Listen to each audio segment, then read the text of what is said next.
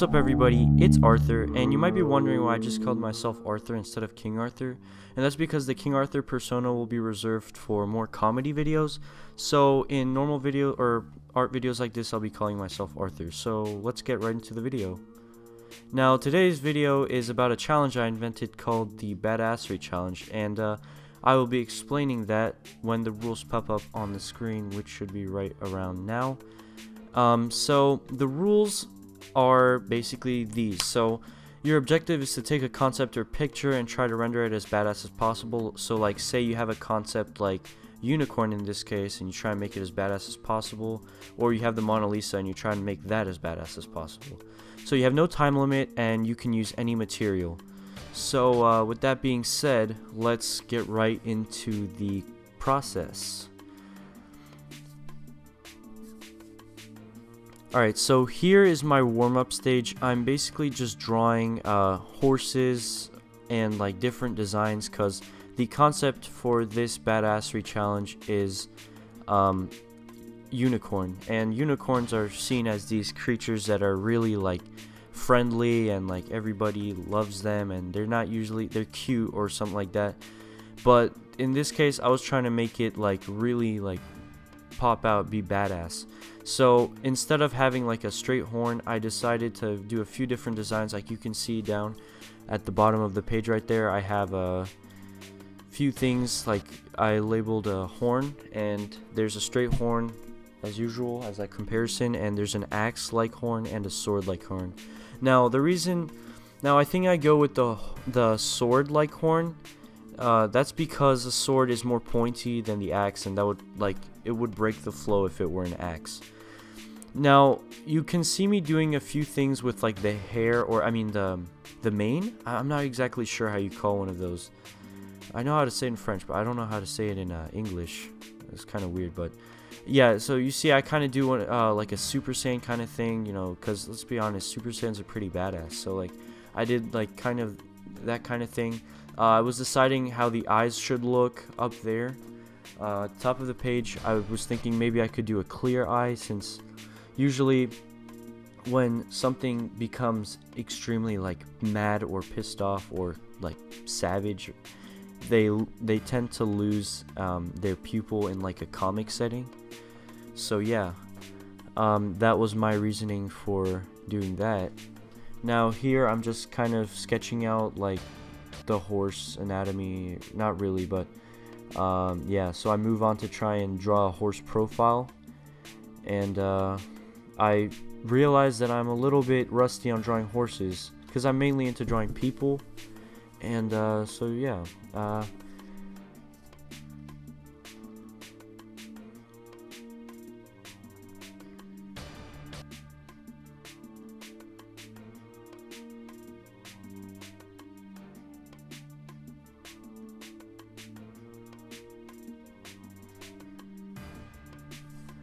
So as you can see in some of these, I decide to draw like an extra horn, or an extra pair of horns, because horns, like, it'd be kind of odd for a unicorn to have an extra pair of horns, but I guess it would add to like that sense that it's even more powerful, because now it has an extra, like, it has two extra defenses, even though they'd be pretty much useless, I guess. And here I'm kind of just sketching out a different sword design. And yeah, that's it for that. Now so after studying a bunch about horses and their anatomy, I started on the next thing, so let's get right into it. So this is basically me sketching out like with the red pen, and red pencil, I mean, and I'm kind of sketching out the composition and how it's gonna look.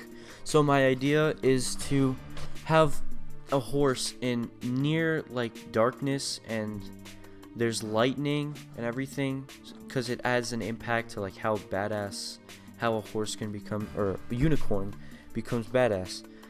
So I just looked up a picture of a horse prior to this, and I kind of I kind of broke it down into pieces.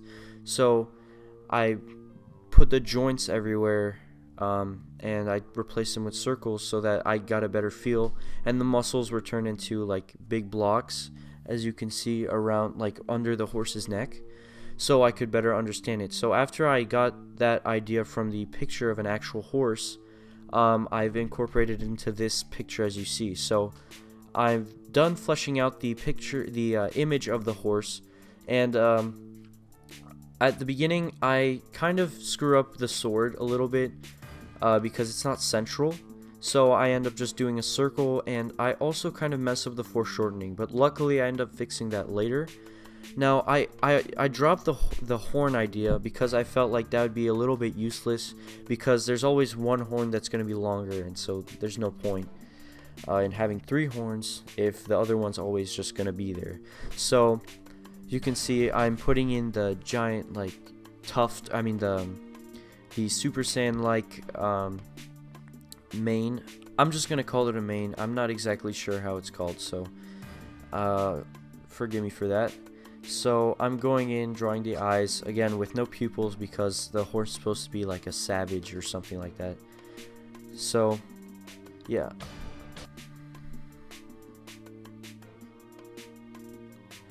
Now again here, I didn't make the sword central, so that was an issue. Luckily, I end up fixing most of the problems that I put myself into, I guess. And another issue is that you might not be able to see the bottom, and that's simply because my camera is just not capable of doing that with like revealing too much of the desk, and like if I do that, then the drawing becomes very small. So yeah, unfortunately it's something I have to deal with. So here I am kind of sketching out the shade, I mean the inked, what's gonna be inked as shade.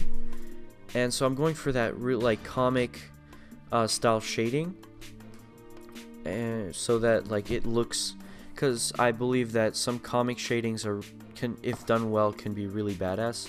Now I'm not saying that I did it well, but I think I might have captured the effect fairly like satisfactory. I'll just say that. You guys can judge for yourselves what you think. So right now I'm kind of sketching out the thunderbolts, or the lightning bolts, I mean, different things.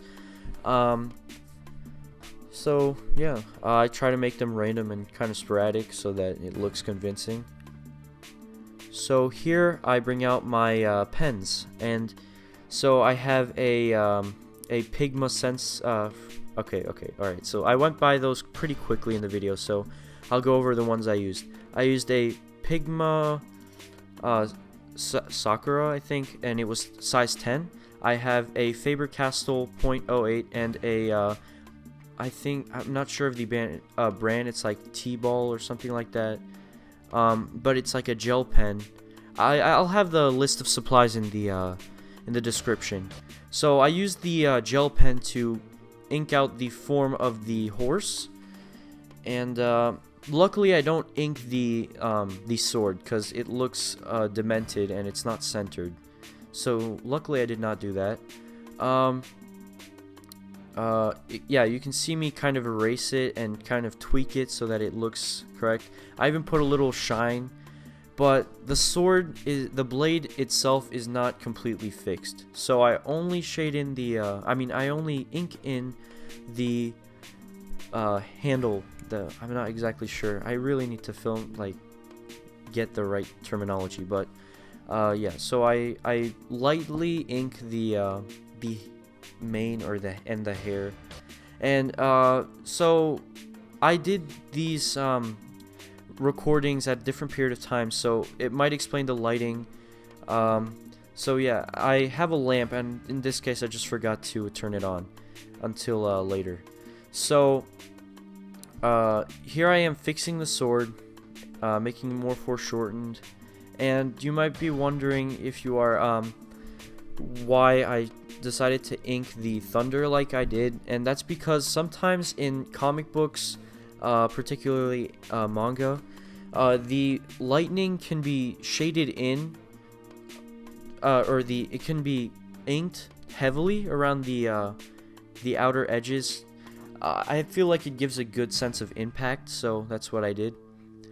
So here I'm adding a few little designs to the sword to make it a little bit more interesting, because I felt like it was a little bland, I guess is the word. Plain is a good word. So I figured that I might as well add some spice, because anyway, the sword is going to end up being shaded by the darkness and the lightning, the light of the lightning. So yeah, here I am filling in with the size 10 Pigma Sakura.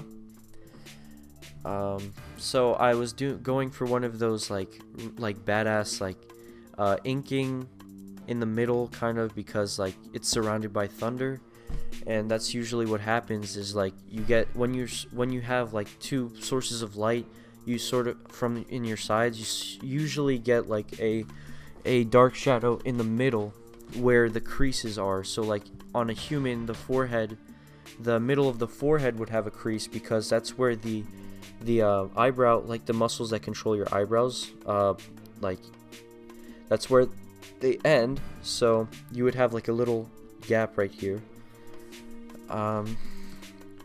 Yeah, and so in this case for the horse, I just kind of singled out the middle and just colored it in, and I also colored in the under the horse, as you can see, the stomach and the tail. The hooves I just colored in dark or black by default, because hooves are usually a dark color, and since I'm using dark colors for this, I just went ahead and did that, because I didn't want to have too much contrast, as I'm just gonna add one more color after this, and that'll be sky blue, electric blue. I'm not exactly sure what it is, but it's a color I like, and I thought it would fit the piece well, as I feel like those two colors fit each other. They go with each other well. So yeah, I'm setting up the background in this case, and the reason the stones look a little off, like they have a little white space separating it from like the main body of the stone, is because that's where I'm going to be adding the shading, I mean the lighting. So that'll come up soon in the recording.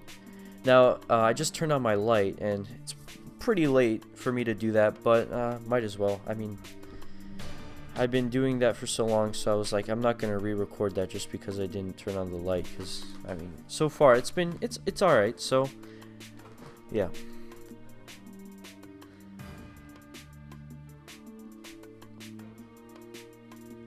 Alright, so here I'm just filling up the background so that it goes well with the horse itself. Now, also a quick note is that I might go silent for a few seconds or minutes, and that's just because I'm done saying what I have to say about what's going on, and I'm just letting you look at the picture and how it's being drawn. So if I do go silent, don't worry about it. It's just like it's meant to be in the video.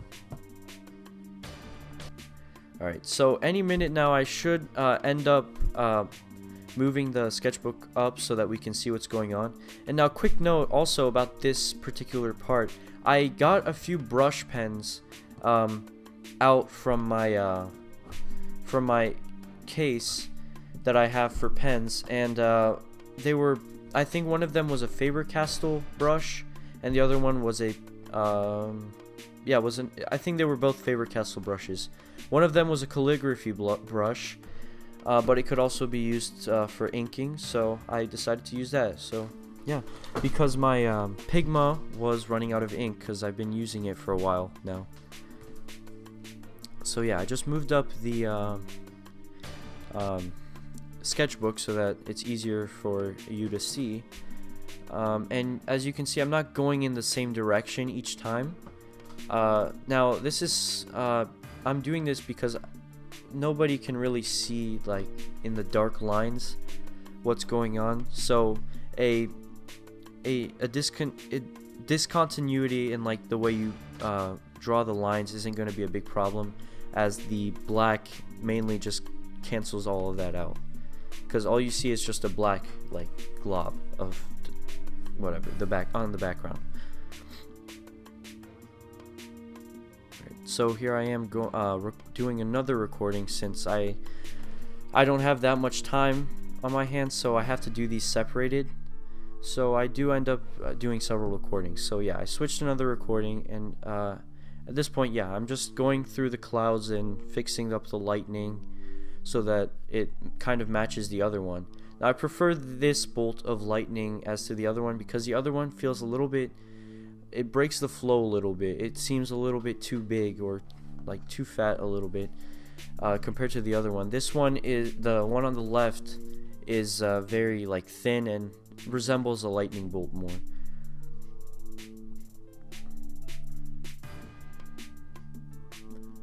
Alright, so here I'm going in with a pencil, trying to quickly or more efficiently color in the background. I didn't want the entire thing to be black, as I felt like that would make everything just completely like dark, and I just didn't, I wanted the horse to be something obvious in the piece.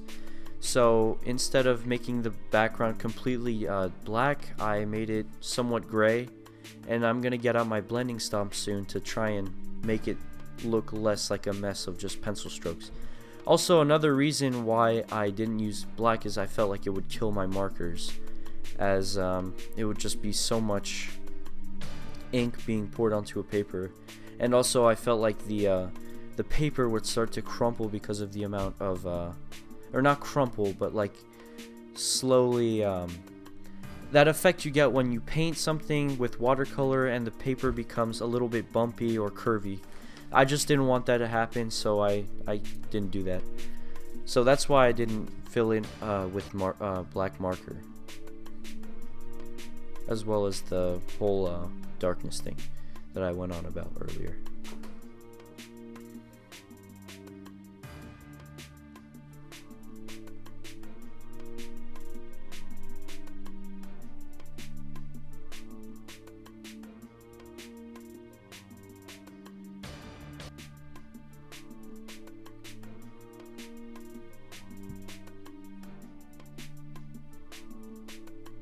Alright, so here I'm getting out a highlighter, which I know is pretty ghetto, but it's the only color that I felt was like, seemed good enough to use for this piece.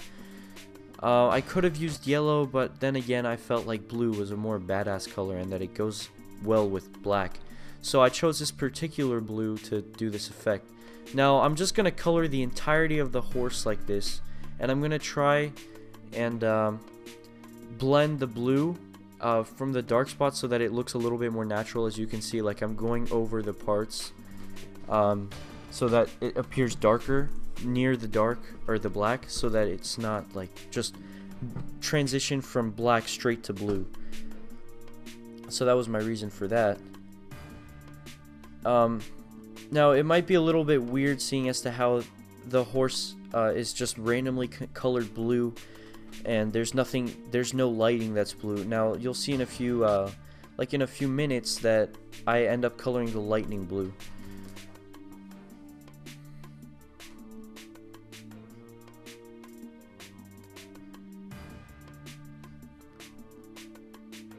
So here I am making the rocks slightly bluer. I'm not coloring all the way because I feel like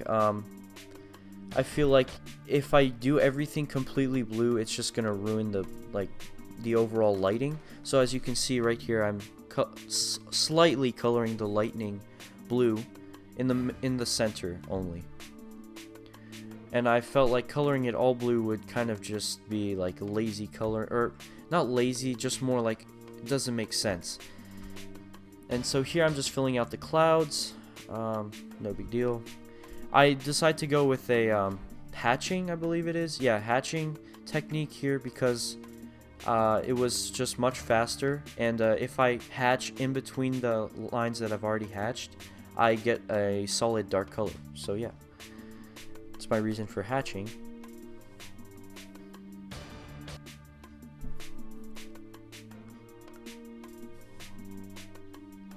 Not hatching an egg, by the way.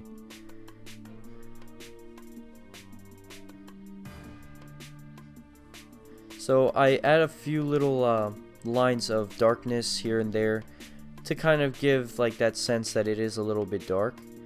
Now here I am kind of coloring in the parts that are like not well shaded because my marker was running out. And now here I am using a pencil trying to blend the dark with the black, or trying to blend the blue with the black by making it gradually get darker, or gradually get lighter, starting from the black till it gets to the blue, which it's at its full like lightness. I might sound like I'm rambling, and I'm sorry, it's just like my first voiceover, so it's a little weird, but bear with me, please. Alright, so I realized that the pencil wasn't going to work, so I grabbed out the marker and just went over it. I mean the highlighter. I just went over it, and I feel like the effect worked alright. So yeah, I'm just going to fill in more of the dark spots so that it doesn't look like just a random hatching process or whatever. So I'm coloring it in a little bit more solidly at the top, and I'm finishing a little lighter at the bottom, so that the horse is still somewhat, or the unicorn is still somewhat decipherable.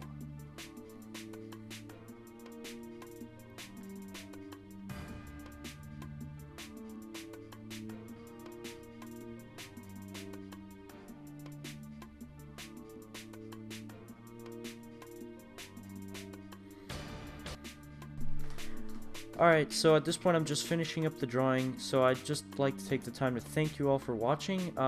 Try and spread the challenge. I guess the best way to do that is just try it yourself if you're into drawing. Yeah, so thanks for watching. Leave a like, leave a critique, leave a comment, and I will see you all in the next video. Bye.